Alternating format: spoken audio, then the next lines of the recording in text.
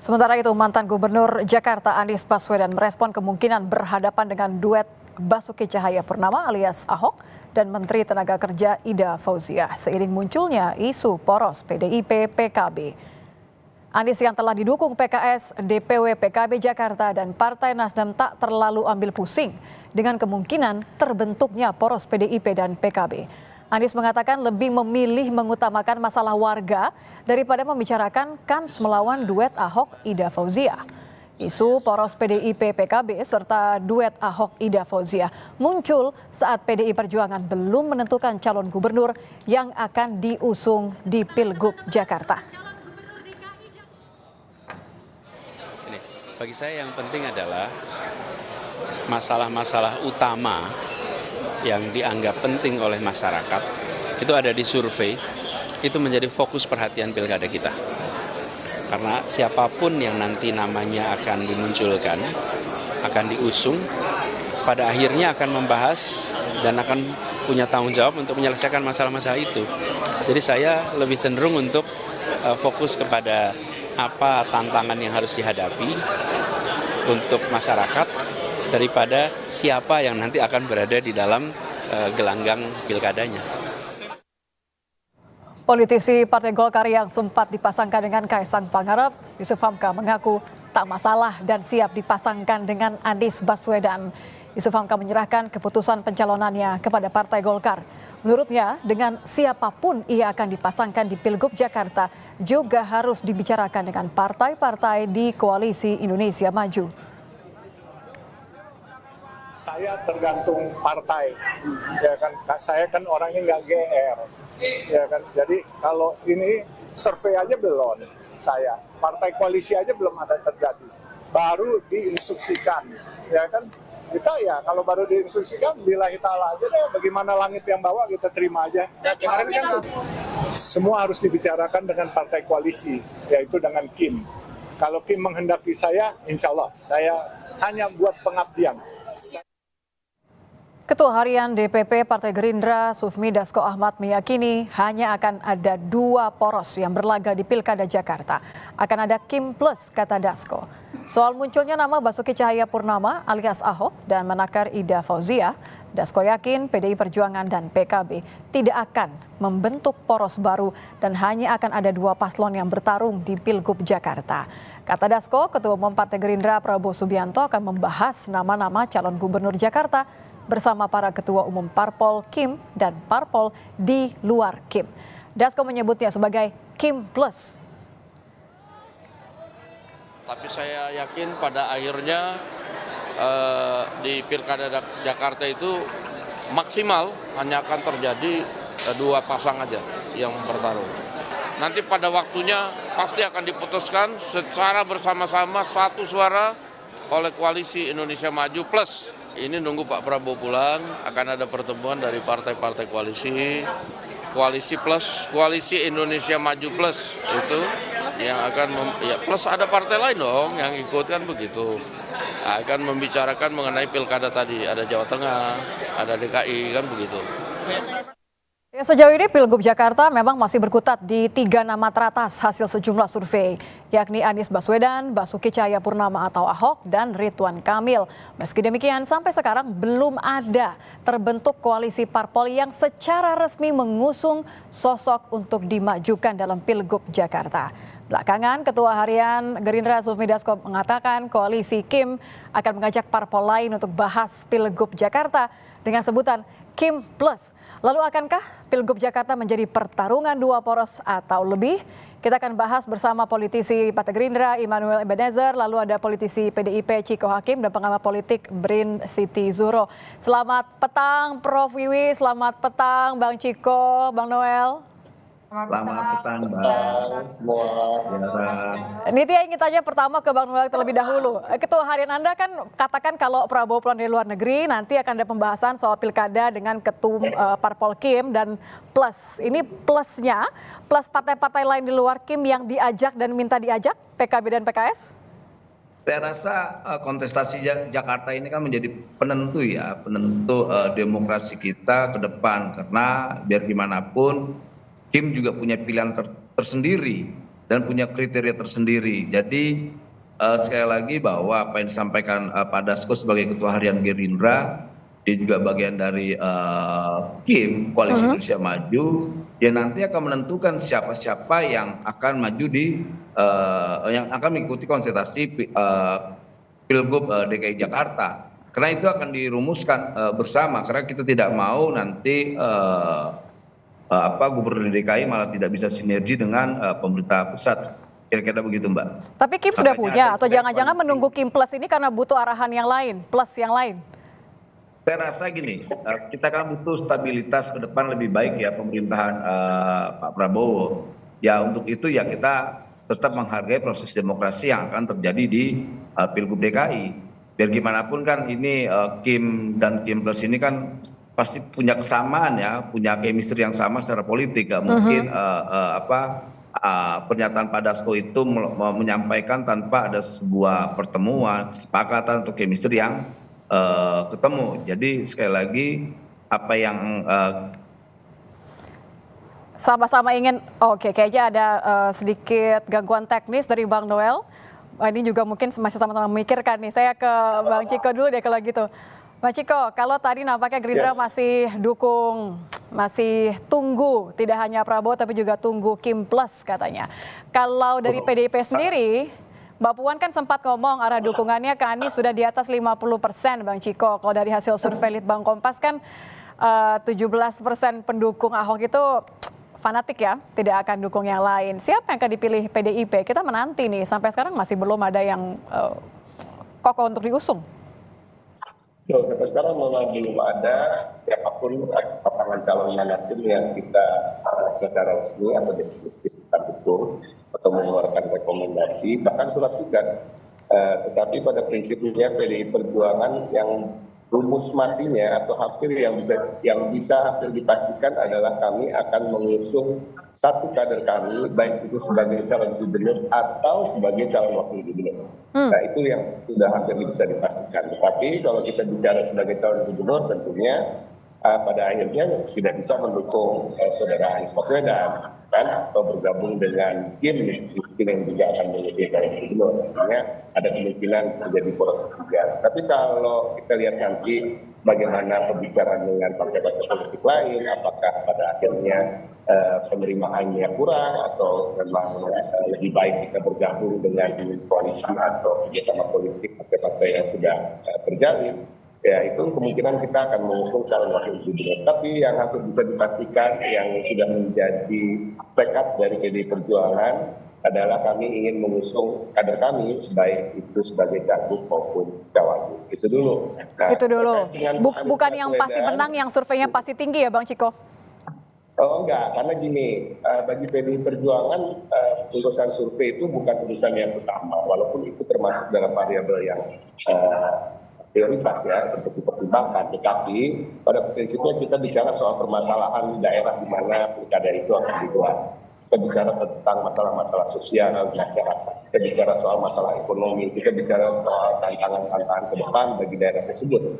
Kalau kita bicara soal DKI Jakarta yang akan berubah menjadi DKI daerah Jakarta, tentu permasalahannya sangat kompleks. Artinya setelah kita melihat permasalahan itu, kita menetapkan kriteria pemimpinnya seperti apa.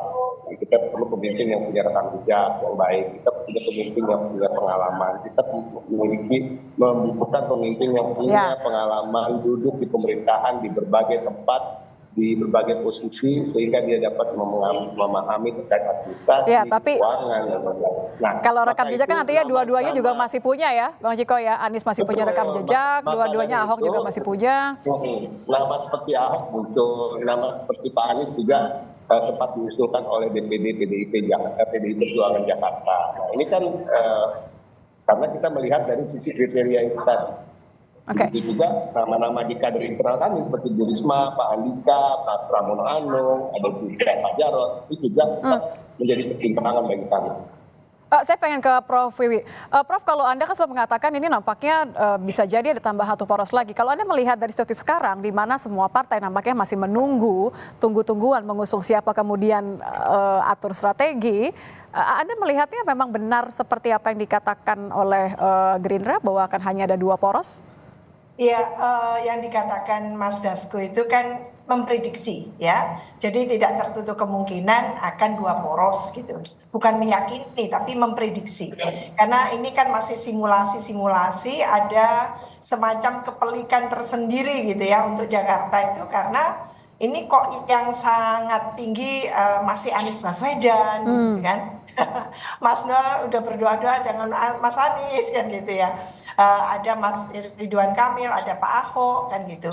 Tentu masih ada ya dari PDI Perjuangan ini banyak kader-kader handalnya kalau Ya, mau. tapi kan tak satu pun yang kemudian mendapatkan tiket sampai sekarang kan. Belum ada yang berani Iya, sebut, Prof. ini masih cair sekali. Tapi dalam pengalaman empirik pilkada itu, Mbak, selalu menunjukkan bahwa partai-partai itu akan mempertimbangkan siapa gitu ya calon kepala daerah yang dipastikan itu bisa memenangkan kan itu. Sementara nanti calon keduanya, wakilnya itu biasanya hanya menyempurnakan sebetulnya, menyempurnakan Kalau kemenangan. bahasanya Anda Dan wakil itu hanya menyempurnakan, maaf saya potong Prof. Kalau jangan-jangan memang ternyata partai-partai ini saat ini terjebak kepada dua pilihan tadi. Surveinya kan yang teratas hanyalah Anies dan juga Ahok. Iya, itu masalahnya. Jadi pilihannya agak pelik ya, khususnya bagi Kim ini mau mencalonkan siapa. Tapi yang lalu itu infonya lamat-lamat menunjukkan bahwa di Kim itu bisa jadi mengusulkan Pak Ridwan Kamil, juga Pak Ahok dan juga Pak Anies. Tiga-tiganya akan dicalonkan gitu. Ya, tiga-tiganya ya.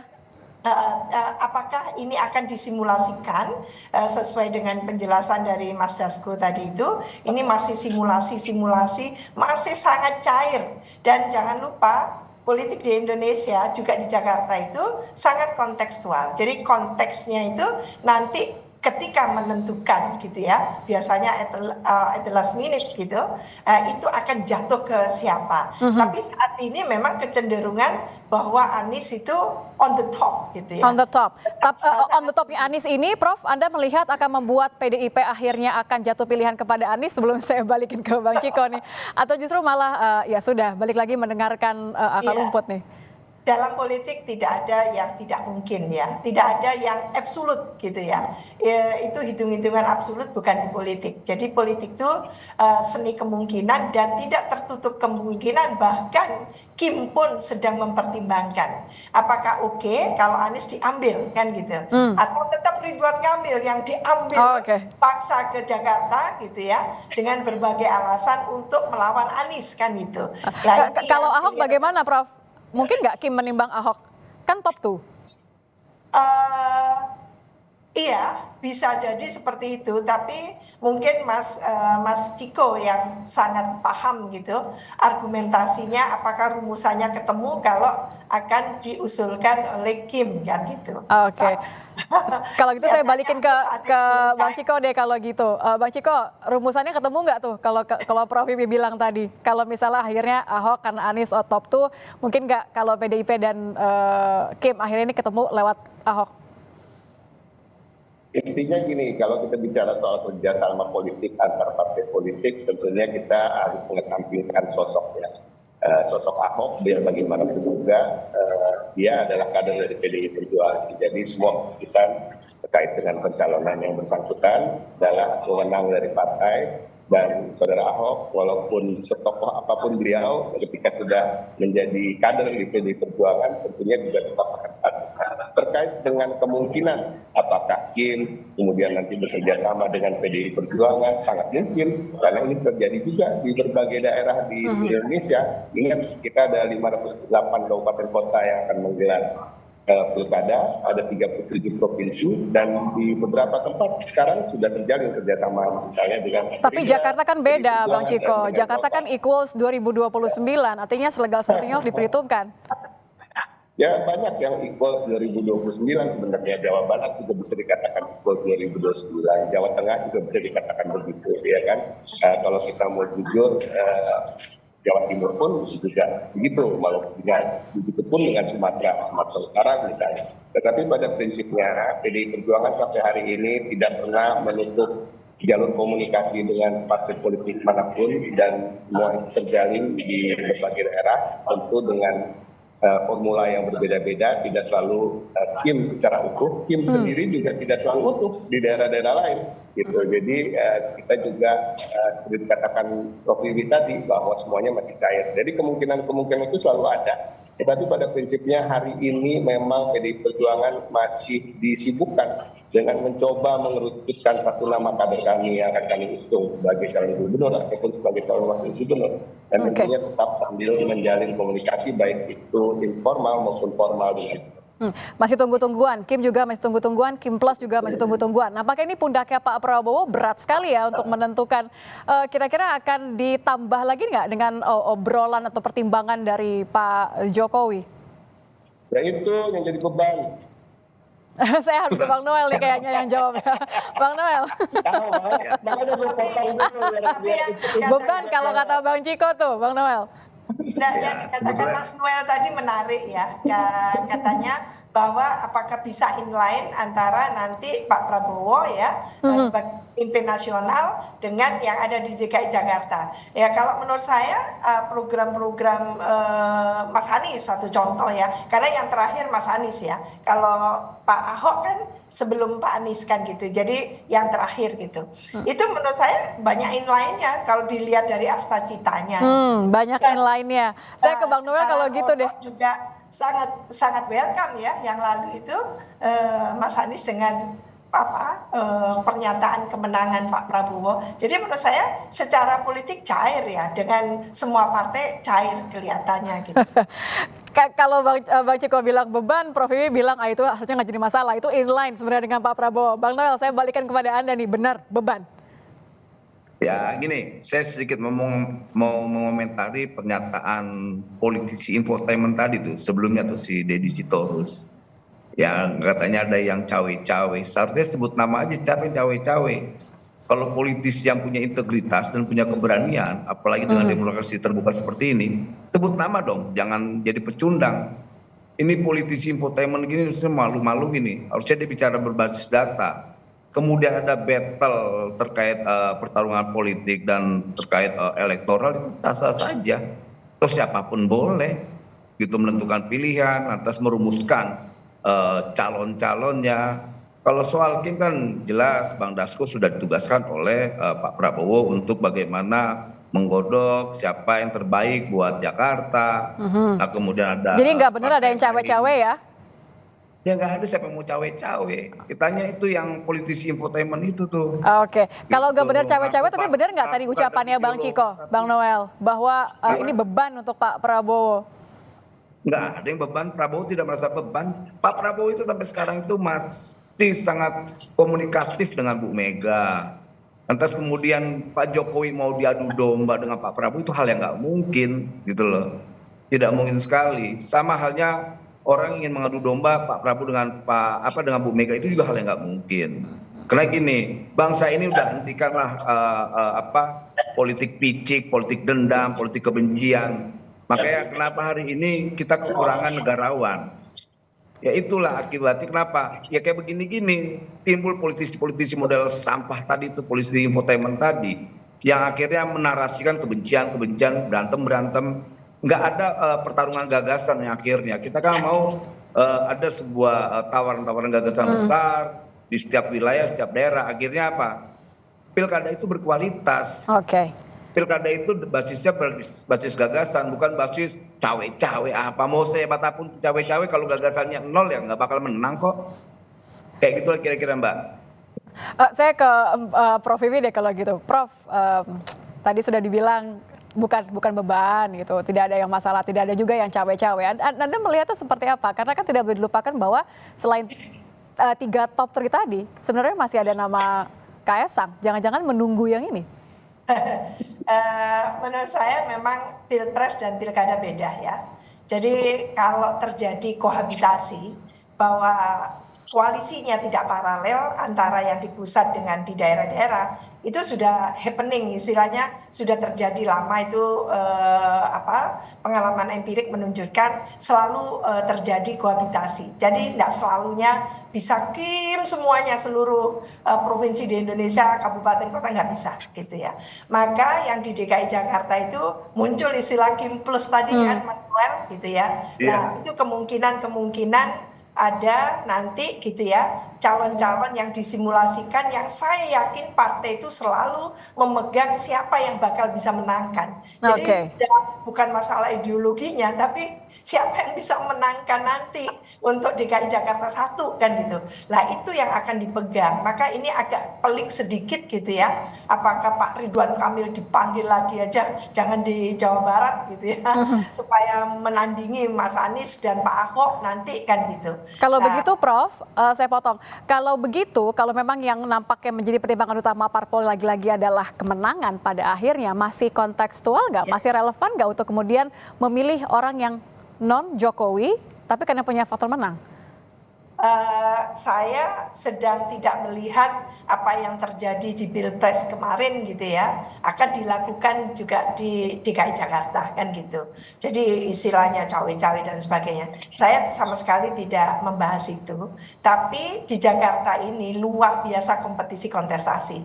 Jadi jangan, kan banyak ya yang sudah berargumentasi, beberapa analis politik kita gitu ya. Jangan coba-coba kalau di Jakarta tidak punya kompetensi, tidak punya bekal yang cukup, track record tidak jelas.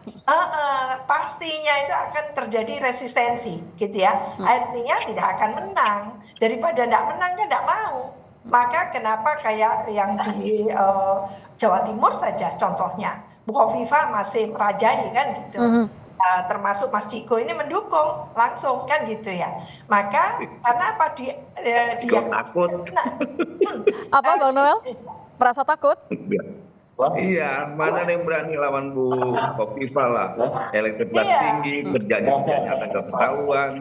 Gitu, nah kayak gitu. Jadi rakyat itu punya standar pilihannya. Tadi itu kan kalau melawan Khofifa. Kalau di Jakarta siapa yang takut melawan siapa nih, Bang Noel? Ada sosok itu nggak? Nggak ada yang harus mesti ditakuti.